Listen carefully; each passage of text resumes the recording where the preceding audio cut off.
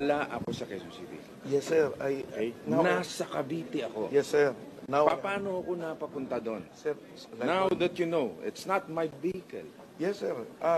Like what I've said, I just relied on the information that was relayed to me ng tropa ko, sir. Yes, So sir. based on hearsay, Sir, wawasakin mo yung sir, senador. I have no intention Paano na pa yung mga maliliit natin mga Sir, wala kababayan? pong intention na sa akin kayo. Why will I do that? Bakit mo binanggit yung pangalan ko Sir, sa media? yun po, Sana nakakaradyo po ako. bine-verify niyo muna. Sir, that's Hindi, what I binanggit mo did. sa radio eh. That's what I... Sir, di po ako Narinig ko in-interview na sinabi ko po na nandun kayo. Wala po akong binanggit na gano'n. Just that, nandun po ako, na nagraradyo po ako, narinig po nila. Hindi, alam mo, Colonel, ako, bugbog na ako sa maling parata. Sir, I have no Okay? intention.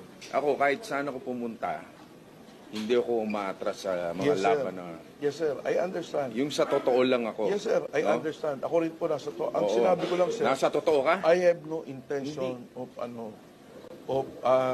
ruining your name. Just that, sir, yun lang po yung information na binigay sa akin. So I relied on that. If it was a mistake, then I like what I said kanina, sir. Nagkakamali tayo, lahat tayo, tao nagkakamali. And I apologize. Pero kung hindi niyo po- You apologize to the public. yes, sir. Yes, sir. Yes, sir. I will.